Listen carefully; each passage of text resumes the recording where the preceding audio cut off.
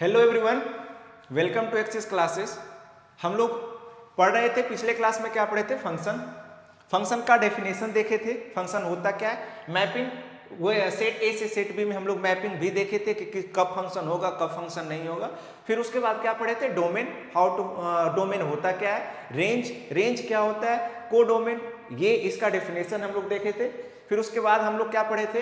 How to find domain find करने का rule क्या है, ठीक है। फिर हम लोग उस पर बेस्ड कुछ क्वेश्चन किए थे। तो हम लोग आज के लेक्चर में हम लोग पढ़ने वाले हैं रेंज, फिर उसके बाद आइडेंटिकल फंक्शन, फिर उसके बाद हम लोग धीरे धीरे एक एक करके हम लोग पढ़ते चलेंगे, ठीक है। तो हम लोग लिस्ट स्टार्ट करते हैं। सबसे पहले रेंज कि रेंज होता क्या है, rule for finding range. Range कैसे फाइंड करते हैं ये तो बाद में देखेंगे। तो सबसे पहले ये देखो कि रेंज होता क्या है। तो हम लोग पता है कि डोमेन अगर डिफाइन हो और कोई फंक्शन डिफाइन हो तो एक्स इस डोमेन के कोरस्पॉन्डिंग जो इमेज मिलते हैं, तो set of all elements in image, यानी तो वो क्या कहलाता है? रेंज। तो रेंज जो होता है को डोमेन का क्या होता है? सबसेट होता है। कोडोमेन हम लोग पता है ना, सेट ए से सेट बी पे डिफाइन करते हैं फंक्शन। तो सेट ऑफ ऑल एलिमेंट्स जो बी का होता है वो क्या होता है? कोडोमेन होता है। तो बट रेंज जो होता है उस कोडोमेन का सबसेट होता है। ये जरूरी नहीं कि सारा एलिमेंट्स आ जाए, उसमें कुछ भी आ सकते हैं। तो यानी कि सिंपल सा है, सेट ऑफ ऑल इमेज जो एक्स की वैल्यू इनपुट दिए, आउटपुट जो मिला, तो से उसको हम लोग क्या बोलते हैं? इमेज। तो set of all elements of image is called क्या? रेंज।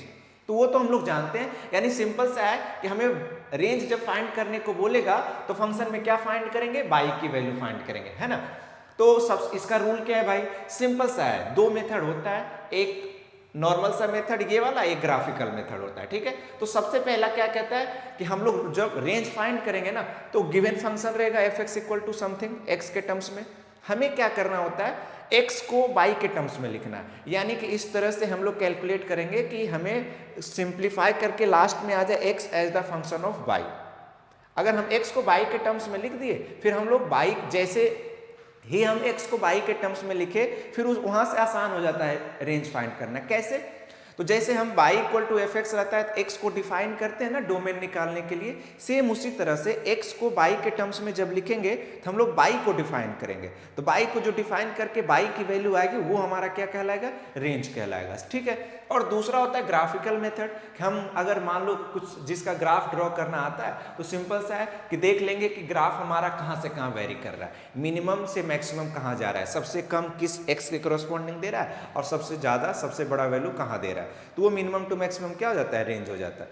ये दो तरीका है। फिर एक तरीका और है जो कि हम लोग वो क्वेश्चंस पे बेस्ड देखते हैं, क्वेश्चन से देखेंगे। वो थर्ड में जो तीसरा मेथड है वो मेथड नहीं है, वो है कि हम लोग स्टैंडर्ड रिजल्ट जानते हैं। जैसे कि साइन एक्स का हम लोग जानते हैं कि -1 से 1 होता है, कॉस एक्स का भी -1 से 1 होता है, एक्स स्क्वायर हम लोग को पता है कि हमेशा 0 से इन्फिनिटी देगा। तो यानी कि हम कुछ स्टैंडर्ड रिजल्ट को यूज करके हम रेंज फाइंड करना जानते हैं, है ना, सीख लेंगे। तो ये तीन मेथड है। तो तीसरा वो है जो कि क्वेश्चन में देखेंगे, बाकी ये दोनों मेथड आप लोग लिखते जाइएगा, ठीक है। आगे बढ़ते हैं हम लोग। तो सबसे पहले एग्जाम्पल से, है ना, रेंज फाइंड कैसे करते हैं। तो सबसे पहला क्वेश्चन यहां पे देखते हैं। सबसे पहला क्वेश्चन है find the range of the following function, इसका फाइंड करना है। तो यहां से सबसे पहला जो रूल के हम लोग पढ़े हैं कि x को बाई के टर्म्स में लिखना है, यहां से हम लोग नहीं लिख पाएंगे। x को बाई के टर्म्स में लिखेंगे बट इनवर्स थोड़ा सा लेंदी हो जाएगा। तो इस केस में हम लोग जो थर्ड रूल बता रहे थे ना, वो यहाँ पे यूज होगा। देखो कैसे। हम लोग सबसे पहला क्वेश्चन ये देखते हैं। यहाँ 8 - 3x है, F X equal to 1/8 - 3x है, ठीक है। हम लोग को पता है स्टैंडर्ड रिजल्ट कि साइन एक्स कहाँ से कहाँ वेरी करता है? -1 से 1। तो हम लोग यहाँ पे लिख देंगे साइन एक्स कहाँ से कहाँ वेरी करेगा? -1 से। आप लोग को आइडिया लग जाएगा कि 3-4 क्वेश्चन हम लोग करेंगे ना, तो उससे पता चल जाएगा कि रेंज फाइंड करने का क्या क्या तरीका हो सकता है, ठीक है। तो साइन एक्स का पता है कि -1 से 1 है, बट हमें फंक्शन कैसा चाहिए? ये है बाई इक्वल टू हमारा, ये बाई इक्वल टू क्या आ जाएगा? 1/8 - 3 साइन एक्स है ये। हमें इसका यूज करके यहां तक पहुंचना है, इस पूरे फंक्शन तक। तो देखो साइन एक्स आ गया, अब इसके साथ क्या है? -3 है। तो -3 से अगर मल्टीप्लाई करेंगे तो देखो कितना, पहले तो इनइक्वालिटी चेंज हो जाएगा, ये -3 से करेंगे तो +3, इनइक्वालिटी बदल जाएगा, ये -3 साइन एक्स हो जाएगा और ये हो जाएगा इनइक्वालिटी चेंज होके -3। यानी कि -3 साइन एक्स कहाँ से कहाँ वेरी कर रहा है? -3 से 3, ठीक है। अब उसके बाद 8 लाना है, तो अब क्या करना पड़ेगा, 8 को ऐड करना पड़ेगा बोथ साइड। 8 को जब ऐड करेंगे तो यहाँ देखो कितना आ जाएगा, 11 आ जाएगा, यहाँ आ जाएगा 8 minus 3 sine X greater than equal to, ये आ जाएगा कितना 5। ठीक है, ये आगे अब तक यहां तक पहुंच चुके हैं हम लोग, है ना। फिर उसके बाद रेसिप्रोकल करना है, तो हम लोग क्या करते हैं, इसको रेसिप्रोकल, फिर से जैसे ही रेसिप्रोकल करेंगे इनइक्वालिटी क्या होगा, चेंज। तो यानी यहां से आ जाएगा 1/11 से बड़ा 1/8 माइनस 3 साइन एक्स, और ये आ जाएगा लेस देन इक्वल टू कितना 1/5। ठीक है, सिंपल सा, ये आ गया ना। अब 1/8 माइनस 3 साइन एक्स क्या है, देखो तो ये बाई है, यानी बाई की वैल्यू डायरेक्ट आ गया, यहां से कितना आ गया, बाई कहां से कहां वेरी कर रहा है, 1 से 11 और लेस देन 1/11 से लेकर के 1/5 तक। तो ये हो जाएगा हमारा रेंज। यानी अगर लिखना हो तो रेंज हमारा डायरेक्ट आंसर ऐसे लिख सकते हैं, रेंज इक्वल टू कितना होगा 1/11 से 1/5 दोनों पे क्लोज ब्रैकेट, ये हो जाएगा सिंपल सा, है ना। तो देखो, है ना, स्टैंडर्ड किसी का एक पता होगा स्टैंडर्ड रिजल्ट, यानी कि साइन कॉस टेन ये सब का रेंज हम लोग को ऑलरेडी पता है, उसका यूज करते हुए हम लोग पूरे फंक्शन का निकाल सकते हैं। तो ये साइन एक्स का -1 से 1 था, बट हम लोग इसको यूज करते हुए हम पूरे फंक्शन का रेंज निकाल लिए, है ना। एक्स इनपुट कुछ भी रखो, X belongs to all real number होगा, यहाँ पे कुछ भी रख दो, तो बाई की वैल्यू कितना आएगा 1/11 से 1/5, यानी ये हो जाएगा क्या, रेंज। ठीक है, सिंपल सा है। आगे बढ़ते हैं, नेक्स्ट क्वेश्चन। सेकेंड क्वेश्चन देखो, सेकेंड क्वेश्चन है y equal to 1/√4 minus X square है, सिंपल सा है ना। तो इसको भी दो तरीका है, या तो इसको x को y के टर्म्स में कन्वर्ट कर लो, या फिर डायरेक्ट यहां से कर सकते हैं। ठीक है, हम लोग को पता है ना कि 4 माइनस एक्स स्क्वायर जो आएगा, यहां से देखना 4 माइनस एक्स स्क्वायर जो आएगा वो ग्रेटर देन ही 0 आएगा, इक्वल टू भी 0 नहीं ले सकते। रूट के अंदर जो होता है वो हमेशा नंबर क्या होता है, पॉजिटिव होता है ना। ठीक है, इक्वल टू 0 इसलिए नहीं लिए क्योंकि ये डिनोमिनेटर में है, डिनोमिनेटर में 0 नहीं आ सकता है। तो 4 माइनस एक्स स्क्वायर क्या होगा, ग्रेटर देन 0। अब ये रूट लगा है तो रूट लगा दो, यानी कि ये वैल्यू जो आएगा 4 माइनस एक्स स्क्वायर वो ग्रेटर देन 0 ही आएगा। फिर उसके बाद क्या करना है, रेसिप्रोकल करना है। जब इसको पलटेंगे ना, ये बताओ ग्रेटर देन 0 का मतलब क्या हुआ कि root over of 4 minus X square जो है कहां से कहां वेरी कर रहा है, 0 से इन्फिनिटी तक जा रहा है। ठीक है ना, यहां तक जा रहा है वैल्यू। तो 1/4 माइनस एक्स स्क्वायर ये कहां से कहां वेरी करेगा, ये बताओ। तो इसमें देखो दो तरह की चीजें होता है, डायरेक्ट तुम 0 से इन्फिनिटी करोगे ना तो फंस जाओगे। कैसे, अभी डायरेक्ट इसका रेसिप्रोकल करोगे, क्योंकि हम लोग को पता है नंबर लाइन पे ना ये 0 है, यहाँ 1 है, फिर इधर इन्फिनिटी है। तो रेसिप्रोकल करने से 1 करने से, मान लो x है, इसका जब हम लोग 1/x करेंगे ना, तो 0 से 1 के बीच का जो कहानी होती है ना वो अलग होती है, और 1 से इन्फिनिटी तक की कहानी अलग होती है। कैसे, तुम ध्यान से देखो, तो 1 से बड़ा अगर कुछ भी ले रहे हैं यहाँ पे, 1 या 1 से बड़ा, तो वैल्यू धीरे धीरे घटते जा रहा है। 1 से बड़ा मान लो 2 लिए देखो, 1/3 लिए देखो, 1/4, तो धीरे धीरे इधर x की वैल्यू हम बढ़ाते जा रहे हैं, तो 1/x की वैल्यू क्या हो रहा है, घटते जा रहा है। बट 0 से 1 के बीच का नंबर अगर कोई हम लोग लेते हैं, 1/x में यहाँ हम लोग रखते हैं, जैसे 1x के जगह पे इसके बीच में हाफ रखे तो वैल्यू कितना आ गया 2, इसके बीच में 1/3 रखे तो वैल्यू कितना आ गया 3। तो इसके बीच वाला जो वैल्यू है ना, 0 से 1 के बीच वाला, ये वैल्यू बढ़ते जाता है ना। तो ये इस 0 से 1 की कहानी अलग होती है, और 1 से इन्फिनिटी की कहानी क्या होती है, अलग होती है। इसलिए जब भी ऐसा है ना 0 से इन्फिनिटी, तो इसको हम लोग पहले दो पार्ट्स में ब्रेक करते हैं, तब रेसिप्रोकल करते हैं। देखो कैसे, इसको मैं मिटाता हूं। ये 0 से इन्फिनिटी मैंने, तो पहले एक काम करो, इसको दो पार्ट्स में ब्रेक कर दो। दो पार्ट्स में कहने का मतलब, ये 0 से देखो root over of 4 minus X square, ये लेस देन इक्वल टू 1 हो जाएगा। और दूसरा केस यहां से हम लोग ये भी कर सकते हैं कि 1 से ये हो जाएगा बड़ा, root over of 4 minus X square, और लेस देन क्या हो जाएगा, इन्फिनिटी। मैं 0 से इन्फिनिटी को किस में बांट दिया, 0 से इन्फिनिटी को 0 से 1, फिर 1 से इन्फिनिटी बांट दिया। ठीक है ना। तो जब रेंज हम लोग निकालेंगे इसका तो रेसिप्रोकल करना पड़ेगा। रेंज निकालने के लिए हमें 1 चाहिए, तब बाई की वैल्यू मिलेगा। तो रेसिप्रोकल अब यहां से जब करेंगे ना 1/√4 माइनस एक्स स्क्वायर, तो देखो इनइक्वालिटी चेंज होगा, ये 1 आ जाएगा ग्रेट, अब वो आप पलट गया, और ये जो होगा 1/0 क्या होता है इन्फिनिटिव, यानी 1 से इन्फिनिटिव हो जाएगा। और यहां जब रेसिप्रोकल करेंगे 1/√4 माइनस एक्स स्क्वायर, तो ये ध्यान से देखो यहां भी पलट जाएगा, ये 0 से आ जाएगा, यहाँ पे कितना आ जाएगा 1 आ जाएगा, यानी 0 से 1 फिर 1 से इन्फिनिटिव। यानी यहां से पता चल रहा है कि बाई की वैल्यू भी जो आएगा, हम x कुछ भी लेंगे ना, बाई की वैल्यू क्या आने वाला है 0 से इन्फिनिटिव ही आने वाला है। 0 नहीं आएगा एग्जैक्ट, देखो 0 पे ओपन होगा, यहाँ पे 0 पे ओपन है, यानी रेंज जो देखो यहाँ से दोनों से यूनियन लो तो रेंज देखो तो 0 से क्या है हमारा इन्फिनिटिव है ना, दोनों पे ओपन इंटरवल, ना तो 0 मिलेगा ना तो इन्फिनिटी, 1 मिल सकता है, इसमें कोई दिक्कत नहीं है। ठीक है, तो समझ में आ गया होगा आई होप। ठीक है, तो हमें इसका रेंज कितना आ गया 0 से इन्फिनिटी, सेकेंड वाले का। इसको दूसरे मेथड से भी कर सकते हो,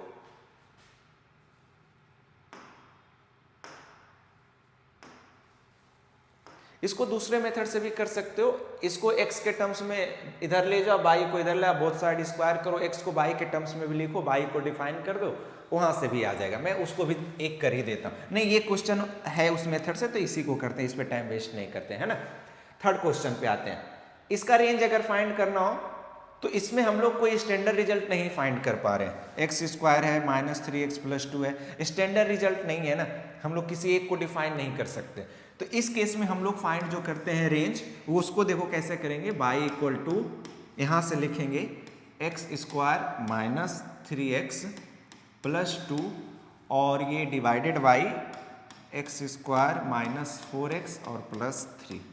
हम लोग इसमें क्या करते हैं ये क्रॉस मल्टीप्लाई करते हैं, तो इधर करेंगे तो कितना आ जाएगा, इधर ध्यान से देखो, तो बाई x² -4x और +3y, और इस साइड आ जाएगा x² -3x + 2 आ गया। ठीक है, सबको इधर लेके आओ, तो बाई x² और -x², यहां से करेंगे तो एक साथ तो आएगा बाई -x², बाई -1 × x², ये -4/x है और ये -3x, इधर आएगा तो प्लस हो जाएगा, यानी सिंपल सा 3 - 4y × x। जब इधर ला के कॉमन लेंगे तो ये आ जाएगा, फिर ये कितना आ जाएगा +3y - 2 = 0। ये देखो तो ये क्वाड्रेटिक बन गया, किसमें x में। अब x को बाई के टर्म्स में लिखना है तो फॉर्मूला लगा दो क्वाड्रेटिक वाला, x = -b +-, तो वहां से भी हम लोग देखेंगे ना कि रूट के अंदर जो आता है ना उसको ही डिफाइन करते हैं। तो सिंपल सा यहीं से हम लोग डायरेक्ट क्या करेंगे, क्योंकि ये कुछ नहीं दिया है तो यहाँ पे डोमेन जो होगा ना ऑल रियल नंबर होगा, रियल से रियल पे डिफाइन होगा ये वाला वैल्यू। ठीक है, केवल यहाँ पे रियल से रियल पे यहाँ ध्यान देना कि रियल नंबर में कौन सा नहीं ले सकते एक्स की वैल्यू, जहाँ पे ये 0 हो रहा है। ये 0 हो रहा है कि नहीं, हाँ हो रहा है, यानी x² इसको -3x और -x करेंगे +3, तो यहाँ से आएगा x -3, दो वैल्यू 1,3, तो ऑल रियल नंबर पे डिफाइन नहीं है, इसमें से 1,3 को क्या करना पड़ेगा माइनस, इस दो वैल्यू पे डिफाइन नहीं है। ठीक है ना, सिंपल सा। तो हमें ध्यान है कि इसका डोमेन क्या आएगा, इसका डोमेन होगा ऑल रियल नंबर, बट उस x की वैल्यू हटा देना है जिस पे ये 0 हो रहा है। तो ये 0 हो रहा है, देखो x -3 × x -1 = 0, यानी दो वैल्यू पे 1,3 पे, तो इसका डोमेन जो हो जाएगा ना रियल नंबर -1,3, ये दो वैल्यू हट जाएगा और डिफाइन है यहाँ से दिस, यहाँ से हमारा फंक्शन डिफाइन अब कर सकते हैं यहाँ से यहाँ पे, है ना। तो ये डोमेन हो गया और ये को डोमेन है, रेंज इसके अंदर आएगा। ठीक है, सिंपल सा है। लेकिन इतना तो पता है ना कि x जो है हमारा इसमें क्या है, वो रियल नंबर है ना, रियल नंबर पे डिफाइन है। तो अगर x रियल हो तो इसका मतलब इसका रूट्स क्या आएंगे, रियल एंड डिस्टिंक्ट आने, रियल आएंगे और डिस्टिंक्ट आए चाहे नहीं आए, लेकिन रियल रूट्स तो होंगे।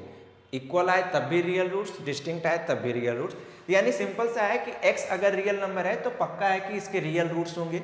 रियल रूट्स होने का कंडीशन क्या होता है, d > 0, d > 0 इक्वल मतलब b² - 4ac, तो b² कितना है 3 - 4y² -4ac, 4 × y - 1 × 3y minus 2, ये क्या आना चाहिए, ग्रेटर देन इक्वल टू 0 आना चाहिए।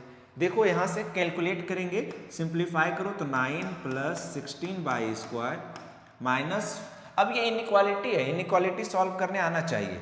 9 प्लस 16y² माइनस 24y, यहाँ से इसको माइनस करो, मल्टीप्लाई करो तो पहले कितना आ जाएगा, यहाँ से 3y² minus 2y minus 3y plus 2, ये ग्रेटर देन इक्वल टू 0, ठीक है। अब यहाँ से इसको -4 को मल्टीप्लाई करेंगे तो 16 और -12 कितना आ जाएगा, 4y² आ जाएगा, फिर -24y और -8y है तो कितना आ जाएगा, और एक सेकेंड और इधर भी देखो, -2 और -3, -5 इंटू 4 प्लस 20y, यहाँ पे -24 है तो +20 और -20 कितना हो जाएगा, -4y, और फिर उसके बाद देखो 4 2 -8 और इधर 9 है तो +1 हो जाएगा, इक्वल टू, सॉरी इक्वल नहीं है, ग्रेटर देन इक्वल टू 0। ये इसको सिंप्लीफाई किए तो ये बन गया। अब इसको सॉल्व करना आसान है, 4 इसको फैक्टर करो तो यहाँ से आएगा कितना, 4y², ये -2y और -2y और +1 इक्वल टू 0, यहाँ से 2y कॉमन लो तो ब्रैकेट में 2y -1 कॉमन लो तो 2y, अरे ये तो होल स्क्वायर था, है ना, greater than equal to 0, greater than equal to 0, यानी कि 2y -1 यहाँ से आ रहा है इंटू 2y -1 आ रहा है, यानी 2y -1 का होल स्क्वायर है ये। तो यानी इसको जब हम लोग सॉल्व करेंगे ना, यहाँ किस पे 0 हो रहा है, 1/2 पे हो रहा है, ये होल स्क्वायर है, 2y -1 का होल स्क्वायर ग्रेटर देन 0 आ जाएगा यहाँ से, ठीक है। सेम फैक्टर, ये 2y -1 का होल स्क्वायर है, तो यानी 1/2 पे 0 हो रहा है तो 1/2 के राइट साइड प्लस 1/2 के लेफ्ट साइड कितना आएगा, माइनस, बट यह ध्यान रखना इनइक्वालिटी पे पावर 2 है तो वो चेंज नहीं करता है, यानी कि ऑल रियल नंबर आ रहा है इसका वैल्यू, यानी बाई की वैल्यू -∞ से 1/2 से, यानी ऑल रियल नंबर आ रहा है। यानी कि यहाँ पे ध्यान रखना है कि डोमेन कुछ भी है बट रेंज क्या आ रहा है इसका, ऑल रियल नंबर आ रहा है। अब एक चीज ये है कि इसमें x की वैल्यू क्या नहीं ले सकते हैं, 1,3 नहीं ले सकते हैं, बट रेंज हमारा जो है सब आ रहा है, देख लो। इसको हम लोग सॉल्व किए तो क्या है, 1/2 पे क्या आ रहा है, 2y -1, यहाँ से करेंगे इस तरह से इनइक्वालिटी को सॉल्व करेंगे, 1/2 पे 0 है तो इस साइड से स्टार्ट होता है। अब चूंकि 1/2 पे पावर इवन है तो तो क्रॉस नहीं करता है लाइन को, अगर पावर यहाँ सिर्फ 1 होता है तब क्रॉस कर जाता है, चूंकि पावर 2 है तो ऊपर ही रह जाएगा, सिंपल सा, है ना। तो इस केस में इसका मतलब इसका रेंज क्या आ जाएगा, ऑल रियल नंबर आ जाएगा, सिंपल सा है ना। चलो ठीक है, इसके आगे देखते हैं हम लोग नेक्स्ट क्वेश्चन। अगर इस तरह का क्वेश्चन हो तो इसका रेंज फाइंड करना है। इसको अगर देखो ना तो हम लोग x को y के टर्म्स में लिखना मुश्किल है थोड़ा सा, क्योंकि sin x cos x है, फिर पहले तो उसको सिंप्लीफाई करो, फिर उसके बाद x को इन्वर्स में चला जाएगा तो काफी लेंदी जाएगा। तो इस केस में ये सबसे अच्छा क्वेश्चन है, ये लास्ट वाला।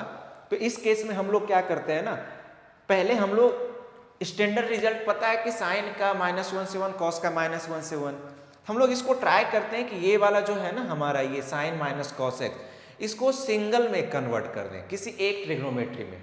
साइन कॉस है तो हम किसी ना किसी तरह से इसको कन्वर्ट कर देंगे, साइन कॉस को सिंगल, या तो साइन में या तो कॉस में। तो हम लोग आते हैं, पहले यहाँ से स्टार्ट करते हैं, sine x minus cos x से, ठीक है। तो सबसे पहले यहाँ से देखो, sine x minus cos x, sine x minus cos x. अच्छा ये बताओ, आप लोग को ये रिजल्ट पता होगा ट्रिग्नोमेट्री 11th में कि a sine x plus b cos x होता है। इसको अगर हम लोग सिंगल ट्रिग्नोमेट्री में कन्वर्ट करना चाहते हैं तो कैसे करते हैं, a b तो रूट ओवर ऑफ इसका कॉफिशिएंट प्लस इसका कॉफिशिएंट, यानी कि root over of a square plus b square से हम लोग क्या करते हैं, डिवाइड कर देते हैं बोथ साइड। दोनों पे डिवाइड किए, अब भाई डिवाइड किए तो मल्टीप्लाई भी करना पड़ता है, ये होता है तरीका। और ये क्या बन जाता है, कॉस बन जाता है, और ये साइन बन जाता है, a अपॉन दिस कॉस बन जाता है, b अपॉन दिस साइन बन जाता है, फिर cos into sine plus sine into cos, sine a plus b बन जाता है।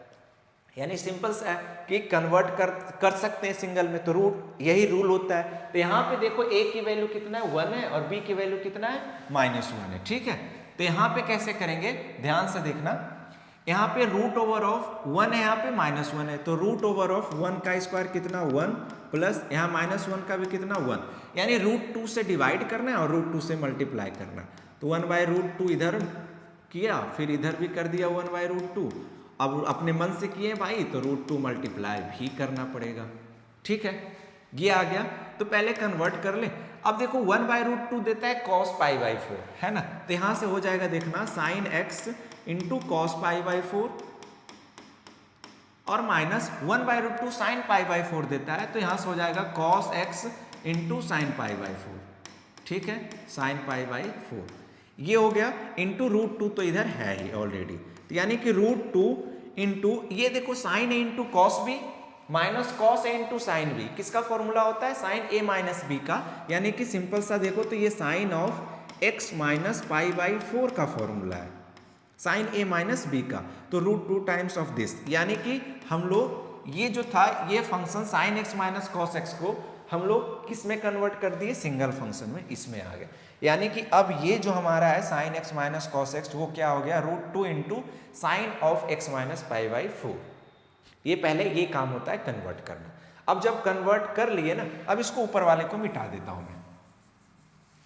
अब जब कन्वर्ट हो गया तो हम लोग को पता है कि साइन ऑफ x माइनस π/4, अब सिंगल ट्रिग्नोमेट्री फंक्शन आ गया साइन। साइन जो होता है हम लोग -1 से 1, चाहे एंगल कुछ भी हो, साइन x माइनस π/4 कहाँ से कहाँ वेरी करेगा, साइन x माइनस π/4 जो है वो वेरी करेगा -1 से 1, रूट लिख देता हूँ भाई, ठीक है, -1 से 1।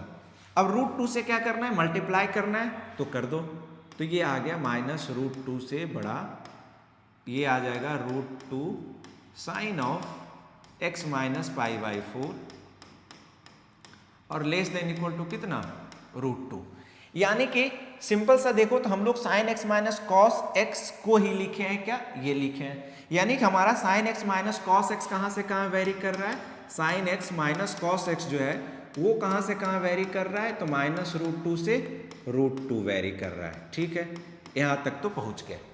अब हम लोग इसको यूज करते हुए हम लोग पहुँचेंगे कहाँ, fx तक, फाइनली बाहर तक आएंगे। ठीक है, अब हम लोग का क्या करना है, अगला स्टेप है 3 + √2 ऐड करना है, 3 + √2 इधर भी और इधर भी, अगर ऐड करेंगे इधर 3 + 2 √2 और -√2 कितना हो जाएगा, ये 2√2 हो जाएगा, और इधर आ जाएगा कितना sine x minus cos x plus 3√2 और इधर ऐड करेंगे तो 4√2 हो जाएगा।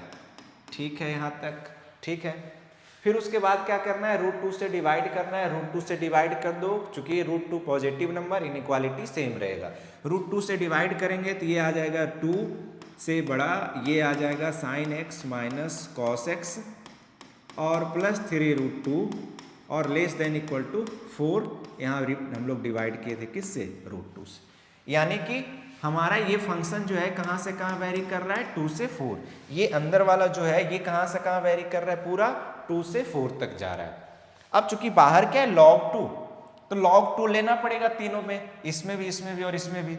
अब हम लोग को यहाँ भी log का कंडीशन है, थोड़ा सा ध्यान देना कि log अगर हम लोग लेते हैं टू द बेस a, तो अगर a का वैल्यू जो बेस जो है 1 से बड़ा हो तो इनइक्वालिटी सेम रहता है, अगर वही बेस की वैल्यू 0 से बड़ा और a 1 से छोटा हो तो उस केस में इनइक्वालिटी क्या होता है, चेंज हो जाता है। तो यहाँ पे हम लोग देखेंगे कि log 2 जो है 2 1 से बड़ा है, तो यानी इस केस में अगर हम लोग log लेते हैं log 2 दोनों साइड, इधर भी यहाँ भी और यहाँ भी, तो इनइक्वालिटी सेम रहेगा। तो log 2 ले लो, तो log 2 इधर आ जाएगा कितना, देखो log 2 to the base 2 greater than equal to, यहाँ पे आ जाएगा log 2 और ये पूरा फंक्शन ये जो हमारा है sine x minus cos x और प्लस 3√2 और डिवाइडेड बाई कितना है √2, ये हो जाएगा less than equal to log 4 to the base कितना 2, यानी कि इनइक्वालिटी सेम रहा। अब ये देखो ध्यान से ना, तो ये पूरा का पूरा फंक्शन है, यानी कि बाई की वैल्यू, तो बाई की वैल्यू कहाँ से कहाँ वेरी कर रहा है। अब log 2 टू द बेस 2 कितना होता है 1 और log 4 टू द बेस 2, 2 के पावर 2 लिखेंगे, 2 बाहर आ जाएगा, यानी इसका वैल्यू भी 1, तो 2 इंटू 1 कितना 2, यानी कि हमारा y की वैल्यू कहाँ से कहाँ वेरी कर रहा है 1 से l, इधर 1 आ रहा है और उधर कितना आ रहा है 2 आ रहा है, यानी कि रेंज कितना हो जाएगा, रेंज इसका हो जाएगा 1 से 2 हो जाएगा, सिंपल सा है ना। तो ये हो गया क्वेश्चन नंबर 4 का। तो हम लोग रेंज फाइंड करना सीख लिए। आई होप कि आप लोग को समझ में आया होगा इतने क्वेश्चन से। तो कितने तरीके से हुआ, 3 तरीका हुआ ना। एक तो सबसे पहला क्या कि स्टैंडर्ड रिजल्ट था, उसको यूज करके हम लोग फाइंड कर लिए। दूसरा भी स्टैंडर्ड रिजल्ट से था, ये वाला। तीसरा हम लोग तीसरा क्वेश्चन को किससे किए थे, बाई है यहाँ, ये हम लोग इसको पहले मल्टीप्लाई किए, एक्स को बाई के टर्म्स में लिख दिए पहले, उससे सॉल्व किए। फिर लास्ट क्वेश्चन भी स्टैंडर्ड रिजल्ट को यूज करके, और एक था ग्राफ मेथड। तो ग्राफ के लिए तो ग्राफ हम लोग ड्रॉ कर लेंगे जिस क्वेश्चन का, सारी का ग्राफ ड्रॉ करना थोड़ा सा हार्ड होता है, तो ठीक है जिसका पता होगा उसका कर लेंगे। तो मेनली ये 2 मेथड से यूज होता है, ग्राफ मेथड से हम लोग बाद में देख लेंगे, ठीक है। नेक्स्ट हम लोग को जो पढ़ना है अब वो है स्क्वायरिंग। ये थोड़ा सा बेसिक्स चीजें हैं कुछ, मैं बेसिक्स जो यूज आता है ना डोमेन, रेंज या फिर पूरा फंक्शन या पूरा बोल सकते हो कैलकुलस में, तो वो चीज़ें मैं थोड़ा सा बेसिक चीज़ें आप लोग को बता देना चाहता हूँ। स्क्वायर करना, अगर किसी इनइक्वालिटी को नॉर्मली स्क्वायर करते हैं हम लोग किसी नंबर का, तो वो तो आसान सा होता है जब इक्वल दिया रहता है, यानी x = 4 हो तो x स्क्वायर कितना हो जाएगा, 16 हो जाएगा। लेकिन अगर इनइक्वालिटी हो तो इसमें थोड़ा सा है ना, हर जगह तो नहीं, कहीं कहीं पे फंसता है, मतलब बच्चे को दिक्कत आती है। तो हम लोग क्या करते हैं उसको सीखेंगे, पहले बेसिक से इनइक्वालिटी वो देख लेंगे, फिर हम लोग स्क्वायरिंग इनइक्वालिटी देखेंगे, फिर रेसिप्रोकल का, ये दो बेसिक चीज़ें हम लोग आज देख लेंगे। तो यही 3 चीज़ आज पढ़ने वाले हैं। रेंज पढ़ चुके हैं, स्क्वायर करेंगे इनइक्वालिटी को कैसे, ये ध्यान देना बहुत इंपॉर्टेंट है। फिर इनइक्वालिटी को हम लोग रेसिप्रोकल करेंगे तो किस तरह से चेंज हो जाते हैं, ये 3 चीज़ें आज लोग हम लोग पढ़ेंगे। तो एक पढ़ लिए, दूसरा ये हम लोग देखते हैं, ठीक है। तो सबसे पहला देखो, यहां से ध्यान से देखो कि हमारा जब 2 से 3 है और तो स्क्वायर किए तो देखो 4 से 9, सेम इनइक्वालिटी, कोई चेंज नहीं आया, ठीक है। बट -3 से -2 है, जब स्क्वायर करेंगे तो देखना ये 9 ये 4, तो 9 अगर इनइक्वालिटी नहीं चेंज करेंगे तो 9 < 4, जो कि गलत है। तो जब निगेटिव से निगेटिव है तो स्क्वायर करने पे क्या हो गया, इनइक्वालिटी चेंज हो गया। समझ में आ रहा है चीजें, ये पॉजिटिव से पॉजिटिव था तो स्क्वायर करने पे सेम रह गया, ये निगेटिव से पॉजिटिव आया तो स्क्वायर करने पे इनइक्वालिटी चेंज हो गया। फिर से अगर एक निगेटिव एक पॉजिटिव है, अगर निगेटिव वाला का न्यूमेरिकल वैल्यू बड़ा हो तो स्क्वायर करेंगे तो इनइक्वालिटी सेम, ठीक है ना। अगर होता मान लो कि -2 लेस देन होता 1 से, ये है देखो, जब स्क्वायर करेंगे तो कितना 4 और इधर कितना आएगा 1, तो ये बड़ा हो जाएगा इनइक्वालिटी से। जब न्यूमेरिकल वैल्यू क्या हो ना, ये ठीक है, न्यूमेरिकल वैल्यू अगर बड़ा हो तो इनइक्वालिटी क्या होती है, पलट जाती है। सिंपल सा, एक निगेटिव एक पॉजिटिव हो तो इनइक्वालिटी क्या होगा, पलट जाएगा। तो ये बेसिक, ये तो तुम्हें खुद भी स्क्वायर करोगे, तो जब स्क्वायर करोगे तो स्क्वायर की वैल्यू जो आएगी वो तुम्हें खुद भी समझ में आ जाएगा कि हम लोग क्या कर रहे हैं। ये बेसिक्स था पहला। अब देखो x > 2 है तो स्क्वायर करेंगे, x स्क्वायर कहाँ से कहाँ जाएगा, x स्क्वायर ग्रेटर देन कितना आ जाएगा, 4 आ जाएगा, ठीक है। इसमें तो कोई दिक्कत नहीं, अरे सबसे मिनिमम वैल्यू 2 है, 2 का स्क्वायर 4, अब बढ़ता जाएगा x की वैल्यू तो x स्क्वायर भी बढ़ता चला जाएगा। x < 2 हो तो x स्क्वायर कहाँ से कहाँ वेरी करेगा।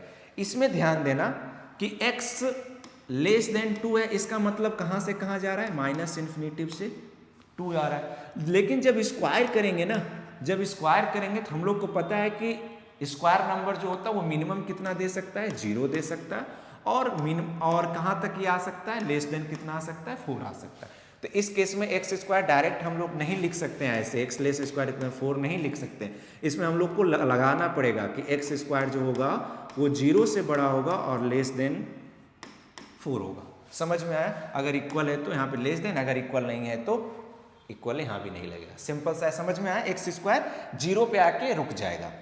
फिर उसके बाद अगर 2 से 4 हो, ये प्लस से प्लस है तो आसान सा है, 2 का स्क्वायर कितना 4 और 4 का स्क्वायर कितना 16, तो x स्क्वायर इस केस में 4 से 16, कोई दिक्कत नहीं है। लेकिन वही देखो जब माइनस से प्लस जाता है ना तो दिक्कत आती है।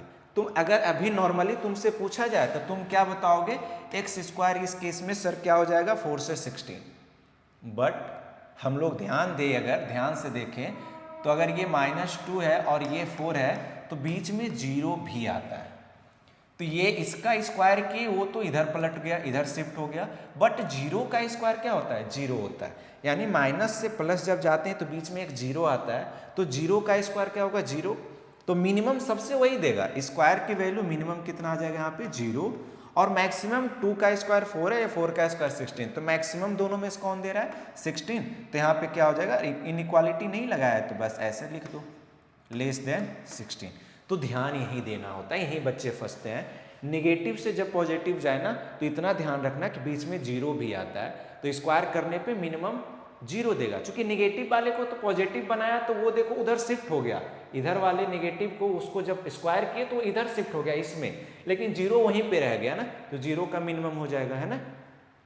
ये -5 से 4 में, फिर से -5 से प्लस में जा रहा है, तो सबसे पहले तो ये जीरो से बड़ा हो जाएगा एक्स स्क्वायर। अब लेस देन देखना कि मैक्सिमम कहाँ तक जा रहा है। अगर 4 का किए तो वो 16 तक गया, लेकिन इधर -5 का वो कहाँ चला गया, 25, तो मैक्सिमम 25 आ रहा है, तो ये लेस देन क्या हो जाएगा, 25। ध्यान देना इतना, है ना।